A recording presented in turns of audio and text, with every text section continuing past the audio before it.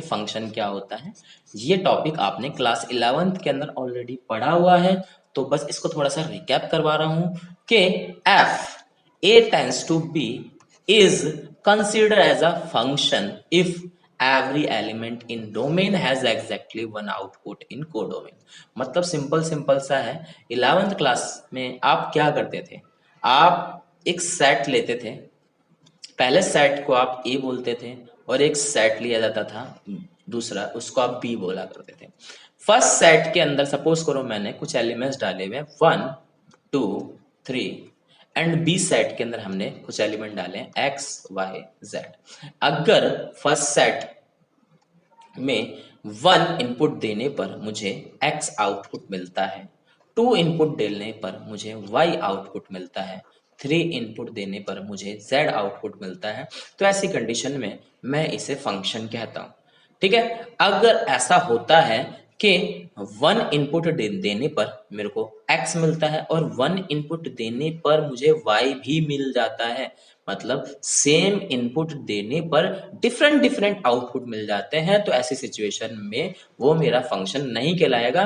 But ये possible हो सकता है कि 1 और 2 दोनों इनपुट देने पर मेरा आउटपुट सेम रहे, तो ये पॉसिबल होता है। तो किस कंडीशन में कोई एक मैथमेटिकल इक्वेशन फंक्शन नहीं कहलाती, जब हमारा सेम इनपुट देने पर दो डिफरेंट आउटपुट मिल जाए। ठीक है, तो उसके बाद बात करते हैं ट्रिग्नोमेट्री। तो ट्रिग्नोमेट्री क्या होता है, मुझे नहीं लगता मुझे आपको ये समझाने की ज्यादा जरूरत है, क्योंकि आपने क्लास 10th क्लास 11th दोनों में आपने इसके बारे में बहुत अच्छे से पढ़ा हुआ है। तो ट्रिग्नोमेट्रिक फंक्शन क्या होता है उसको हम इस फॉर्म में रिप्रेजेंट करते हैं।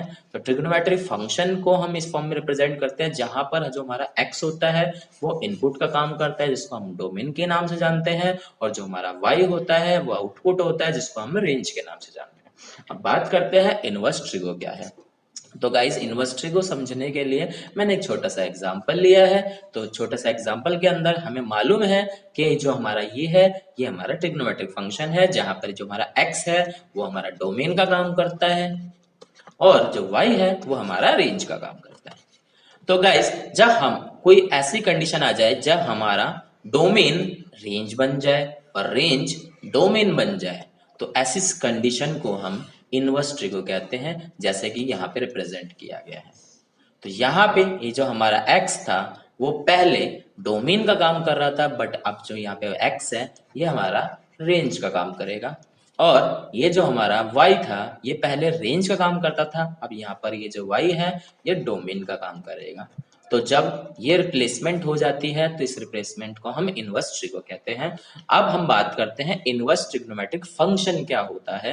तो इनवर्स ट्रिग्नोमेट्रिक फंक्शन के अंदर कहता है कोई इनवर्स ट्रिगो फंक्शन कब कहलाती है। तो फंक्शन समझाने के लिए मैंने आपको पहले ही एक एग्जांपल दिया था कि एक सेम इनपुट देने पर दो आउटपुट नहीं होने चाहिए, अगर ऐसा होता है तो उस कंडीशन में उसे हम फंक्शन नहीं कहते हैं। तो यहाँ पर गाइस मैंने एक छोटा सा एग्जांपल लिया है। तो यहाँ पे मैंने ये साइन इनवर्स एक्स का ग्राफ लिया है जहां पर ये हमारा y एक्सिस है, ये हमारा x एक्सिस है। तो मैंने आपको बताया था कि जो हमारा ये y होता है ये हमारा इनपुट होता है इनवर्स की कंडीशन के अंदर। किसकी कंडीशन के अंदर, इनवर्स की कंडीशन के अंदर। तो मैंने यहाँ पे क्या किया, मैंने सपोज आपका ये 1/2 वैल्यू डाली, मैंने इनपुट 1/2 डाल दिया। तो 1/2 डालने पर मुझे एक वैल्यू सपोज ये मिली, लेकिन मैंने ये देखा कि 1/2 डालने पर मुझे एक और वैल्यू मिल रही है, सपोज ये b डैश मान लेते हैं।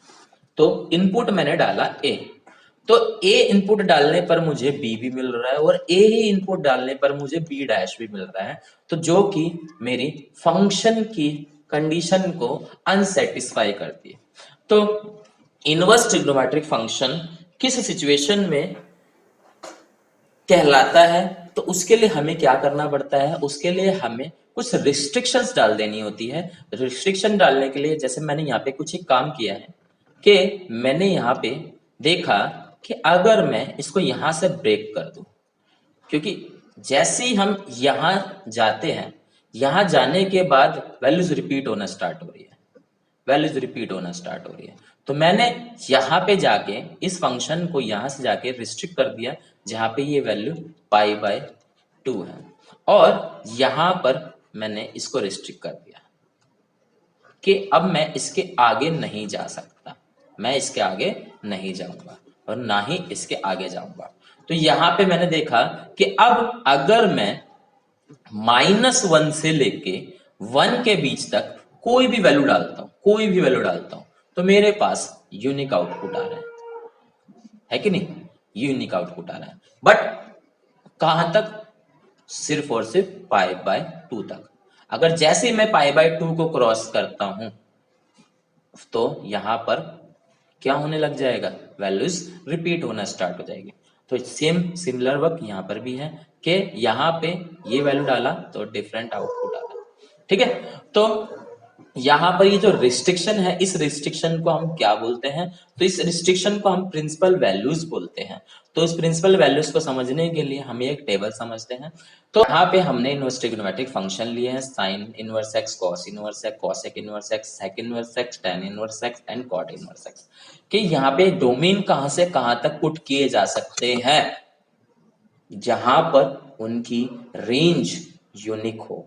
तो अगर हम साइन इनवर्स एक्स की बात करें तो अभी अभी मैंने आपको रिस्ट्रिक्ट करके दिखाया था कि अगर हम उसके डोमेन -1 से 1 तक रिस्ट्रिक्ट कर देते हैं तो हमारे पास जो रिजल्ट निकल के आएगा -π/2 से π/2 तक आएगा। इसी तरह से अगर हम कॉस इनवर्स एक्स की बात करें तो कॉस इनवर्स एक्स की अंदर भी हमें सेम वही चीज है कि डोमेन अगर -1 से 1 तक रिस्ट्रिक्ट कर दे तो हमारे पास जो रेंज निकल के आती है वो 0 से π निकल के आती है। तो इस तरह से आपको क्या करना है गाइज, आपको ये टेबल बहुत अच्छे से रिवाइज करना है, अच्छे से याद करना है, क्योंकि अगर ये टेबल आपको अच्छे से याद होता है तो उस सिचुएशन में आप बहुत इजीली क्वेश्चंस कर सकते हैं। तो फ्रेंड्स